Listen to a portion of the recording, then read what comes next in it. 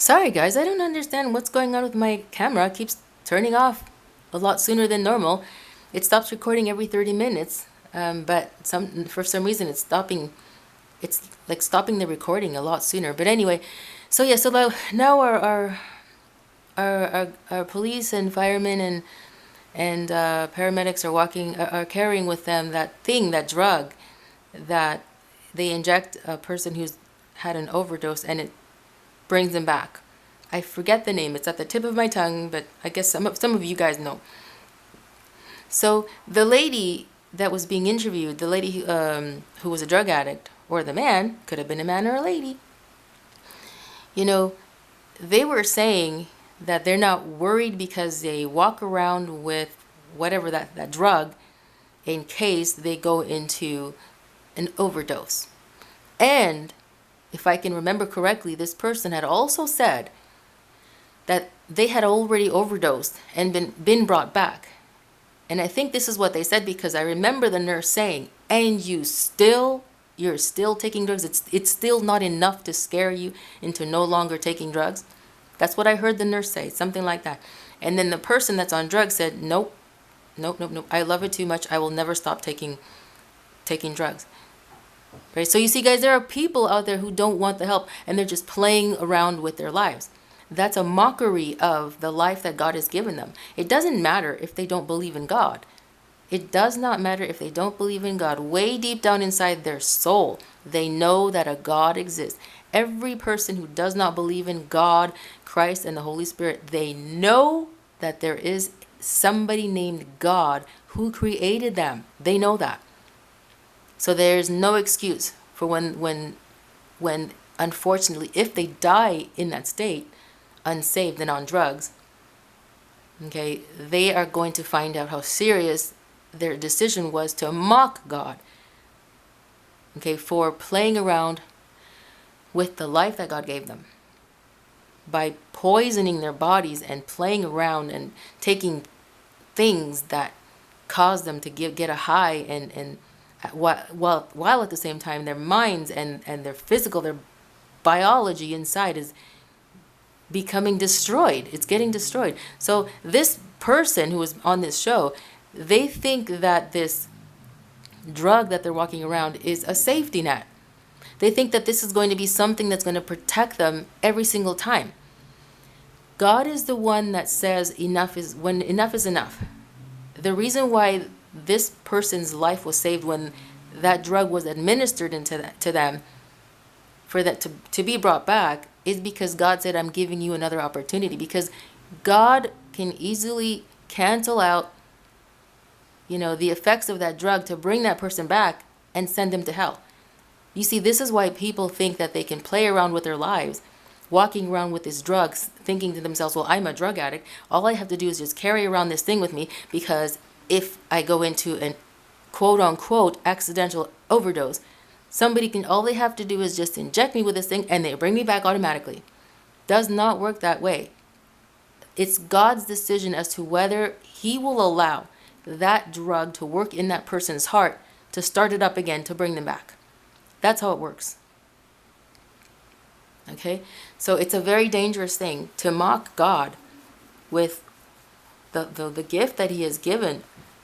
He has given us by behaving in that manner. It's a ticking time clock or whatever. So guys, when I was watching that show and that person was saying, oh no, I love it too much. I will never stop taking drugs. I love it too much. I'm not afraid. I was so shocked. And the nurse, she was just, you could tell she was grieved inside. She was grieved because she really wanted that person to stop. But what can you do? That a person has a will. They're in their right minds. They're going to do whatever they want to do. And I don't like the fact that our government is providing this drug to bring people back, because it's a waste of tax dollars. Guys, here in Canada, like, a lot of people think that we have socialized medicine. We do not have socialized medicine. Our government pays a series of private insurance companies the money from our tax dollars. 100% of our health care comes from tax dollars. It doesn't come from the government's personal account. It comes from our tax dollars. So if you were to come here to Canada, for example, if you're going to be if you're going to come to Canada to work as to work with a traveler, a foreign workers program. How is it? How does it go again? I used to work for immigration, and I forget. Foreign workers, foreign workers. I forget what it's called, but it's a visa to it's a foreign workers visa, something like that. I forget what it's called. So if you were to come to Canada to work as a foreign worker, you would automatically have the rights of the healthcare system that we have here in Canada. You would be issued a health card. So depending on the province or territory that you'd come to work in, you would be issued a health card, right? So if you get sick, you go to any hospital or private clinic and you show them the health card, and the government will pay for your health care, whatever you need, because the tax dollars that are being deducted from your paycheck are going towards your care. You understand?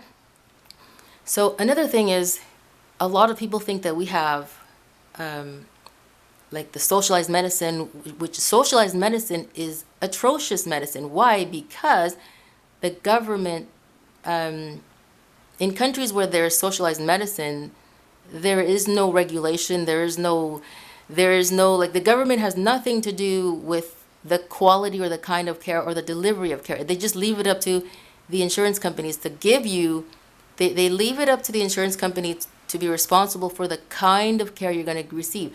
In Canada, it's a completely different system. The culture of medicine here, okay, it's a completely the opposite thing, because in Canada, the way the medicine practices here, they are so focused on the quality of care, the delivery of care, the kind of care.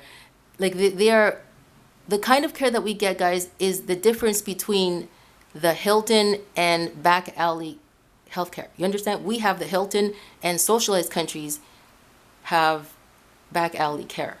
We have, I don't care, guys, we have the best healthcare, and we have the best healthcare.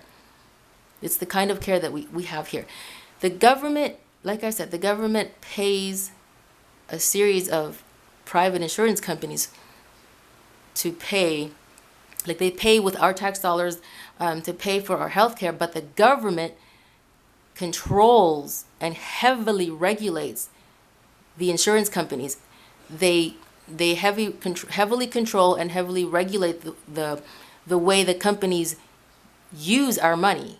So the government controls what kind of care we get, the service that we get, and the delivery that we get, how we get it, when we get it. You understand? The insurance companies have no control. All they do is they get paid, they're making their money, okay? They get paid, they're making their money, but our government controls what kind of care we get. That's why so many people come here every single year trying to come into the country to get healthcare, because our healthcare system is known worldwide for being one of the very best. And it's sad because many people, they come to our borders, but they get turned away because they say, the customs agents will say, well, you're going to be a burden on our healthcare. And that's not true, because guys, we have like a crazy amount of, like, we pay very, very, very high taxes here, and there's enough for people to come. But there's enough to take care of even strangers who want to come, right? This is why I really like the fact that when people come to Canada to work here as a the foreign workers visa, they also have the rights of the healthcare, because there's enough. The only thing I don't like about that is that whatever you pay into employment insurance or unemployment insurance, you don't get that. So the government will deduct unemployment insurance, and you do not get that. They technically, well, not technically, I mean, you don't get it back. You pay into it because it's the law, but you don't get it back. But at least you do get the health care, which is, I mean, if Lord forbid you get sick, you don't have to pay out of your pocket, because when you go to the hospital, the building that you see, your tax dollars paid for that. The doctors in there, your tax dollars are paying for the doctors. The nurses in there, the paramedics, everybody, your tax dollars are paying for all of that. And all of those doctors and all of those paramedics are getting the same kind of care. Another thing, we are not, the government does not restrict us as to how many doctors we can have. Like in the U.S. and in other countries, if you are receiving a private health insurance, you are not allowed to, like the insurance company tells you which doctor you need to go to, which they control what kind of care you get. That's why it's a horrible system in the U.S., to have private health care, because private health care does not help anybody. It's the insurance companies are in it for themselves. But here in Canada, our money is going towards private health care, but our government is managing how that health care is delivered. You understand? So this is the kind of health care that we have here in Canada. Praise God.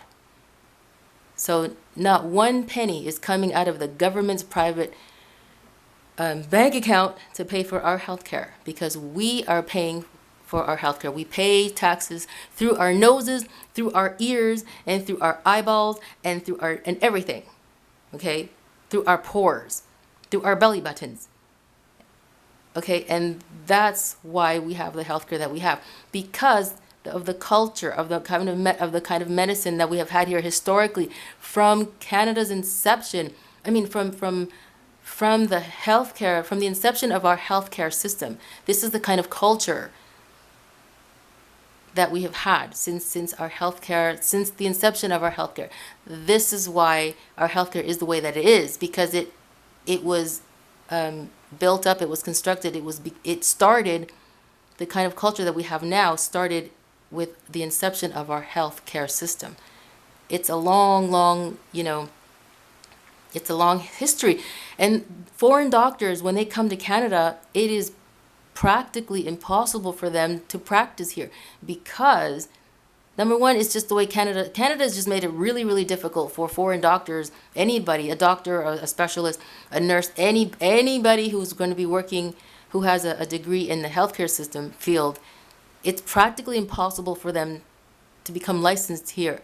Things have been getting more relaxed, but it's still like pulling teeth to come here and practice. So just because you may have a Harvard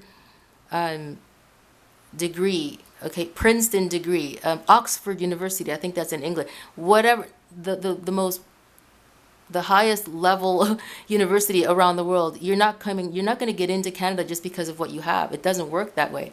We have a very different system here, because we train our doctors a certain way, and the doctors from outside are not trained that way. So if you want to become a doctor in Canada, just come here and practice and become a doctor here, come to school here. But if you're a foreign trained doctor, you're going to go through a lot to become a doctor here. It is possible, guys, it's possible, but quote unquote good luck. Okay, because this is how, it's just the system here is completely different. And we like for our doctors to have, like, you have to be retrained. You can't just come here with your degree and open up your practice. Your practice, you cannot open it. It does not work that way. Against the law. You have to be retrained all over again. You have to start from the beginning. You have to be retrained. I've known medical practitioners who, like, I knew this one doctor from Russia. She wasn't allowed to practice here. What she was doing was taking these mini courses in biology and medicine and all that stuff, and she was just building up her, you know what I'm saying? She was building up her knowledge. She was doing whatever she needed to do in order to become certified. But the thing is, it's not that easy. It's a decision that is going to that Canada is going to discuss with you, right? Depending on what you have and what's going on with you and what you've been doing in Canada. And there are instances where people have been here for years. They've been trying, doing everything, because we have like this system, like Canada has this system that says, okay, this is what you need to do if you want to become certified here. You need to do all this. So you're given the information. So these doctors are doing all of that. And by the end of, by the time they've completed everything that Canada wants, Canada says, Nope, still not good enough. I don't know why they're doing that, but that's what they do. But like I said, things have relaxed, but not so much where it's actually easy for you to to become certified here. No, it's not that way at all. So anyway, that's just the situation in Canada. Okay, so now you understand we do not have socialized medicine in Canada. It's private care, but it's a different style of private care because the government heavily regulates it. In the U.S., they have private health care, but the government, I think, to my understanding, they deregulated. I don't know. I don't know how things were before. I don't know. Like before it was deregulated, I think that I heard something about how the private insurance companies were deregulated. I don't know. But whatever the case, in the U.S., they have always had an atrocious form of healthcare. Private healthcare and their publicly subsidized healthcare. It's always been atrocious. And the thing is, guys, I did some research and I learned that, don't be offended, guys, because if you're in the U.S., this has nothing to do with you. This has to do with the way your government throughout the years have chosen to run things. Because there's no reason for why people, you guys in the U.S. should not have the kind of healthcare that we have here in Canada, the kind that there is in Spain, the kind that there is in France, the kind that there is in England, because they have similar healthcare systems like us. In Scotland even, guys, there's no reason for the most wealthiest nation in the world to not have an infrastructure of healthcare like we have in Canada and in those other nations that I mentioned. There's no excuse. It's only a matter of, does the U.S. and countries like the U.S., is it a matter of do they want to help their people or not? And they've chosen not to. So I did some research and I learned that the United States has the most atrocious form of government subsidized healthcare in the entire Western world. Did you hear that? That the United States has the most atrocious form of government subsidized healthcare in the entire Western world. That is a very embarrassing and shameful thing for the government of the United States. Because if it were up to those, the population, they'd say, wait a minute, if we have this kind of money, why are we in this state? Look at all the poverty that we have. We pay taxes. There's like 300 and something million or maybe a little bit more people in the U.S., and that's the state that they're in. Shame on the government. Guys, I was in Alaska, and I met this elderly couple, and I was talking to the husband about our healthcare system, and I said, do you wish you had our healthcare system? And immediately he shook his head from side to side and he said, no, I would never want that. And I just kept quiet because I'm like, he has no idea. He has no clue as to the kind of healthcare that we have, but he's judging it based on what he's heard. So in the U.S., people believe that our healthcare system is equivalent to what they have over there in their public healthcare system. Right? So they believe that they have a full understanding of what our healthcare system is like when they've never even lived here. So I don't know. Guys, I also met this other, just in case you were wondering why I didn't tell this person what I am telling you now, it's because I was so taken aback. I was so shocked. I couldn't speak. I was just so shocked. So I just left it like that, and I didn't say any more. But I also met this other person there. This repairman. He came to fix the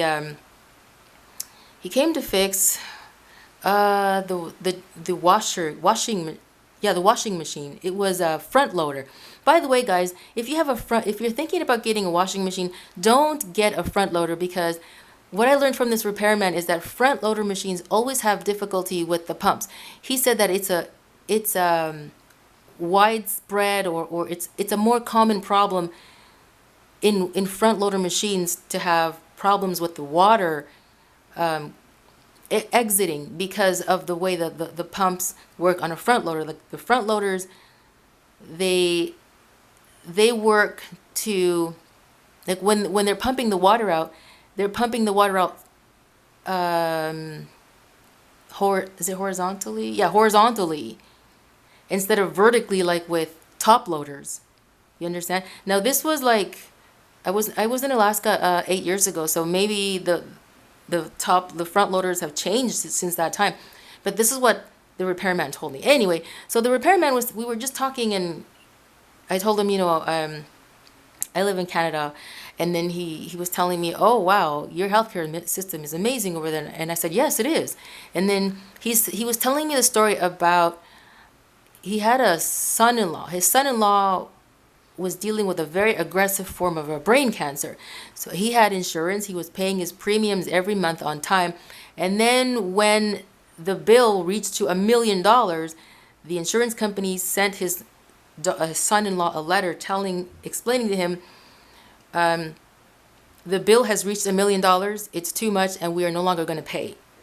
So the repairman told me that the payments for the treatment stopped, and his son-in-law ended up dying. Okay, so what kind of healthcare is that? And on top of that, they have to pay for premiums. I mean, they have to pay deductibles. In Canada, you don't pay deductibles. You do not pay deductibles. Our tax dollars covers everything. The government does not allow deductibles here. I'm going to have to do some research, but we don't pay deductibles. Maybe the deductibles are there and it's covered, but anyway, we do not pay a single penny. We don't pay anything. We only pay from our tax dollars. Whether deductibles are included in our tax dollars in that payment or not, I don't know. All we know is that all of our health is covered with our tax dollars.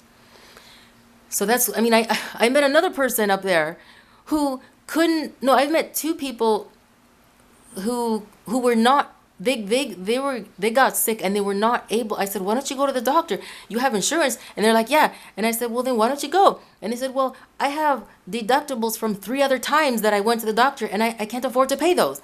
So what kind of insurance is that? You're paying your premiums every single month, but every time you have to go to the doctor, you have to pay a deductible. What kind of insurance? What kind of security? Insurance means that you're not supposed to worry about anything. You're insured. So what's the point of having insurance if you're not going to be able to pay for your deductible? You know what I'm saying? That's crazy. That's why there's a huge problem with privately run companies where the government doesn't take over to make sure that this kind of thing doesn't happen. Just like we have here in Canada, like I explained earlier. The system that we have here, it should exist in the U.S. I also met the two people that couldn't pay their deductibles because they had been to the doctor already several times before. I love you too, Father. I just heard him say I love you. They both told me that they would love to have what we have here. They would love to have what we have here. And I felt so bad. I said, I wish you guys had what we have here. And the care, guys, when a person gets sick, it's unbelievable the care that you get from doctors and specialists and nurses. Like, they don't say, they're old, they're going to die anyway, who cares, let's just leave them to the side and just let them rot and die. It's completely the opposite to that, guys. I've witnessed it many, many, many times. I've witnessed it so many times, the kind of the genuine care, the genuine concern that our doctors and nurses and physiotherapists and psychiatrists and psychologists and any kind of medical, anything to do with our health, our dentists, anything. They are completely concerned, genuinely concerned for your health, and they really, really fight to keep you alive. I'll give you an example. I had a friend who passed away from cancer in the liver, and they were elderly, and the doctors, they call your house and they say, okay, you need to come because we found something and you need to come right away, right? So the patient would go to, like, my friend would go to the doctor, the hospital, they'd get treated, or if they had to stay, they would stay. Then they'd get discharged, and then they'd go back home. Then the doctor would call them again and say, okay, just come on back. And, it's like and sometimes doctors visit you because now the government, it's been many years now. Like, I think it's like There is, I don't know when it started, but from what I remember, way back in 1993 or 94, doctors were already visiting people and things like that. But I don't know if it was a new thing back then, because it's, it's still around now, but I don't know if it was something new or if it was always there from years before. But yeah, so doctors will come and nurses will come, and we also have a system where if a patient, if they can stay at home, or if the patient is dying, the doctors will arrange for your home to be converted into a space where, like, with all the equipment and everything that's going to keep the patient alive. All of this, your tax dollars covers all this. They cover all of this. There are relatives that I have who are not who are on oxygen.